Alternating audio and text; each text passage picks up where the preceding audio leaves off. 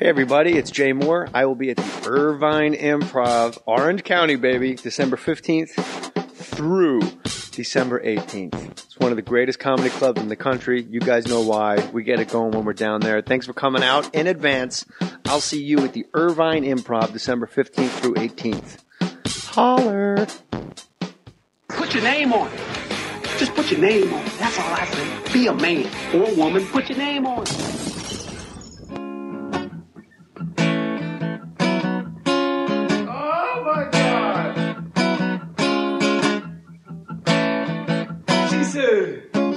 You can get that from him. If I start singing, I'll ruin the track that Keaton's done.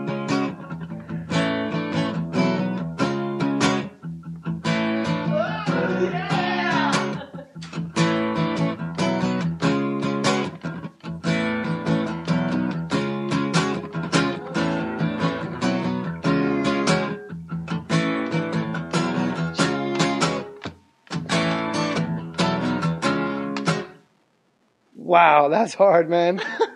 That's so awesome. Keaton Simons is the guest on Mohr Stories, and as you may have guessed, he's really good at guitar. Thank you. And singing.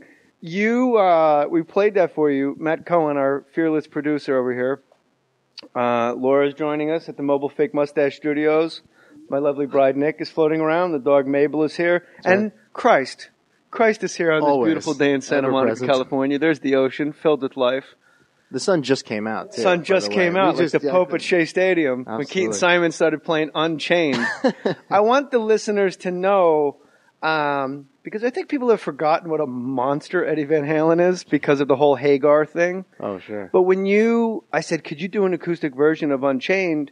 And you said, I'll try. Yeah, play it for me. And then and for the record, it was only about 20 seconds that Keaton went, whoa, this is, it was like other level, and then you just settled in, and then you dominated it. Is it because Eddie, and I'm sure there's no right answer to this, in your opinion, is it just because Eddie's mind is wired like John Nash, like a beautiful mind? Absolutely. Guitar-wise? Yeah, totally. And but it's funny because I kind of thought I tried to think like Eddie.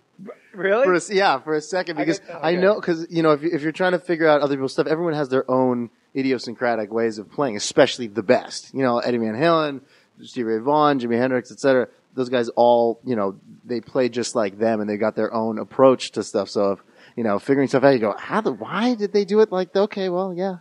I do that with stand-up. Sure. Not to be like Tyra Banks and make everything about myself. No, but when you were raped, that reminded me when I was modeling Milan and the toilets didn't work. Like, everything's about her. The toilets didn't work. But like when I'm have bits and stuff, I'll think Carlin's the number one thing. Like, I'll go, this thing I've been doing for a year, if it got implanted into his mind, what would he spit out? What would he redo? What would he do? So I was going to ask you, like, you already answered it. You thought you couldn't really. It was kind of like double Dutch. Right. You were like, I don't know how to get into this. But then when you thought how Eddie plays, you were able to do it. But then you kind of like took it over and you did it with authority, bro. Like you were crushing it. Well, I had to Very make tenacious it D of mine you. right then. Oh, dude, I'm friends with KG. No. Yes. Climb upon my faithful street. The only comedians. Yeah. Smoke some weed. The only comedians that are in my playlist for working out. That's awesome. Dude. I fucking run on that beach over there. Have you listened to Lonely Island? No. Andy Samberg's fucking rap group? No, but I'm a little obsessed with all of his YouTube prowess. Dude, you're gonna freak out because I'm gonna play some shit for you and you're gonna die. Do we have to close this? We're good? All right. No, so KG, you thought, I was going to ask you about Eddie. I was going to ask you can you imitate without playing their songs? Yeah. Because comics can say, like, David Tell was here last week, and I mentioned Nick Swartzen, so I started kind of imitating Nick Swartzen. Sure. But I wasn't doing. I was Nick Swartzen. Diarrhea, AIDS, trust fund kitty. Nicholas. But I don't want to do his jokes. No, I know. So you want to imitate the person using your own things. That's what's always impressed me about you and your impressions. Go on. I'm serious though, and other people have said this, but you become that person. You speak from them. You don't do their shit. You do what they would do, you know? I'm very lucky that the people I imitate, imitating things they have said to me. Right. Like Christopher Walken asked me, why doesn't your dog have a tail? What happened to your dog's tail? Where did it go? Oh! Like he was alarmed. Yeah. And like Norm Macdonald, like, oh my God, what the... so it's stories I've heard. But when you imitate guitarists... Yeah.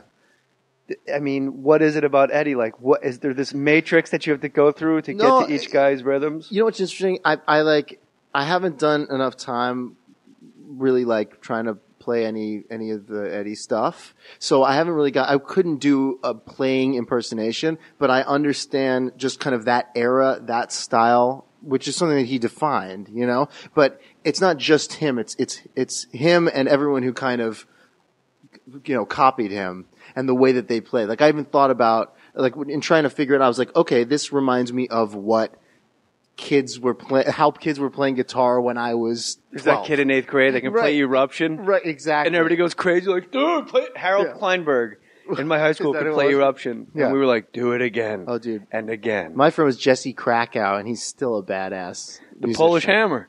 The Polish Hammer, Jesse Krakow. You don't tell me about Jesse Krakow. He's legendary. Legendary. Who are your, this is what I like. You're our first musician ever on Mohr Stories. Oh, good. And what's great about this is like when people ask me my favorite comics, I'm always going to name 2 people they've never heard of. So right. I'm sure when I ask you like 5 favorite guitarists. Sure. Yeah, I'm definitely going to, there's a couple that you've never heard of. One of them is Link Chamberlain. Link, L-A-N-C or L-A-N-K, I think. It's Catherine with a C. You can't find anything on him though. That's the thing. That's such a pain in the ass. Link Chamberlain.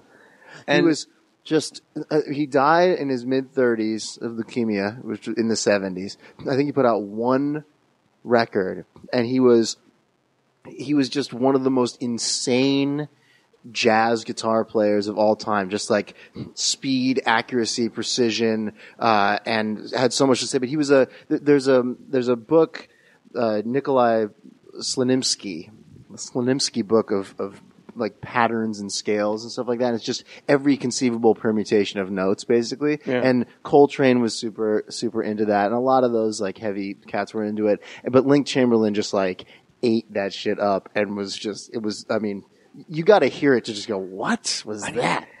Link, when you mentioned Coltrane going through all the every derivative of permutations, at the time, people gave not a guitarist, saxophonist, just for people they're going, what? Saxophonist. We jump around a lot. Huh? Saxophonist. Sexophonist. That's one of my and then mental patient, finally. Right, yeah.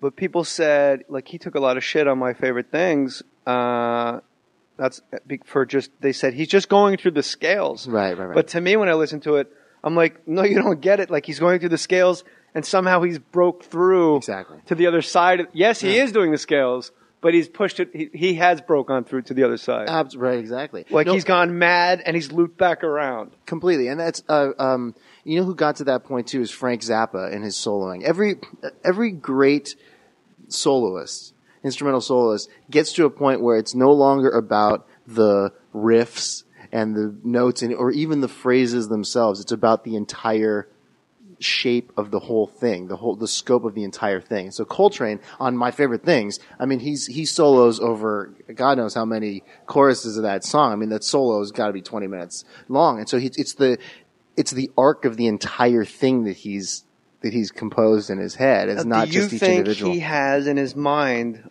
I'm playing for 20 minutes? Or do you think he's just one of those rare guys that he just dove into the deep water and just figured out how to swim as he was going through it? I think he just worked his ass off for so long that eventually, you got to know the rules before you break. Exactly. And so what you do is you really, really heavily analyze when you're practicing and really focus on that and tear things apart. And then when it comes time to perform and to kind of unleash, you've got to do it just unconsciously. You got to just let it go and let it happen. And so that's that's how that stuff happens. Because I don't know that somebody could consciously go, I'm going to create this arc here and that arc there. It's just basically a result of a lifetime of kicking ass. When I think of Coltrane, I always wind up getting sad because a lot of those guys have sad stories, you know. But his sad story to me is just in people's lack of worship and idolatry. Like there's people walking around with fucking Tupac t-shirts on. Right. You know what I mean? And like pictures of like Kurt Cobain with lipstick on. Both talented guys. Yeah, sure. But Coltrane, it's like, fuck, man. Like where? Like just the guy on the street goes, what? Who? What happened? Totally. And especially, you know, more and more, it's, you know, less and less knowledge when you talk to kids today. You know, there's no. Let's get it started. But at the same time, in the jazz world, I mean, he's still completely legendary. What I love about my legendary John Coltrane's my biological father. It was a threesome with McCoy Tyner and Naima. This might be the most highbrow Tracy Morgan has ever spoken. Fucking Tracy Morgan dropping McCoy Tyner references. The piano, the reason I had it on my brain, on My Favorite Things is completely on the other end of the spectrum. And it's almost like McCoy Tyner took a page out of Bill Evans on Kind of Blue. Absolutely. Where he barely plays. And at some point when Coltrane's going blah, blah, blah, blah, blah, blah, like going on and on and on and on and on and on, McCoy Tyner's playing one key over and over. It's almost like Tom York from Radiohead once said he wanted OK Computer to be like Bitches Brew by Miles, because he wanted, like, towards the end, he wanted you to start to feel claustrophobic. Interesting. Because I've never gotten through Bitches Brew. You haven't? Oh, yeah. It's way too much work. It is a lot. And I think a lot of it is like John McLaughlin to me has always been a little masturbatory as a guitarist. Link Chamberlain's a little like that too. But I'm surprised Miles took such a yen to this guy, right? That he let him go, because Miles is the exact antithesis of that completely. I mean, it's just But that's Miles Davis is a guy I think about a lot when I'm soloing, and even when I'm just approaching performance. You said I should have let you finish that sentence. No. But you said Miles Davis is a guy I think about, and I go, me too. And you go, when I'm soloing, I'm like, oops. I'll tell you, Keaton, when I'm up there just jamming, when I'm telling the story about when I blew a kid when I was 8, that's all I think about is Miles Davis going, tonight I want you motherfuckers to think purple. Think purple. No, but I mean, even just in approaching performance too, because I mean, there's a quote from Miles Davis where he was saying that before every note he played, he thought, this is the baddest shit you've ever heard. You know, and just that approach of like, and because he came at it that way, it was like, it wasn't even about, I mean, it was about how he played it even more than what he played. You know, it's just so damn cool. Would you say, this is what I'm going to say. I'm going to say Kind of Blue by Miles Davis is the single greatest recording of human beings playing music ever. I could get on board with that. I don't know if I would necessarily. What about 5150, man? Go all the way when there, Hagar showed up, that shit was tight. No, it's absolutely amazing. I mean, that album is ridiculous. Yeah, I love that you know something, dude. You're like, well, I've always been an audiophile. I just never played an instrument. I'm a front man. Why didn't you ever play an instrument? Patience. You can sing. No, I'd be a lousy doctor. No patience. That's great. You can sing. Thank you. And I found that a lot of people who can sing can do accents and impersonations, and it's all in a similar kind of thing. I realized that when I was a kid watching Eddie Murphy. I was like, this guy can sing, he can do. Yeah, exactly. Love's not possession. Is it alright if I come down there and sing to you?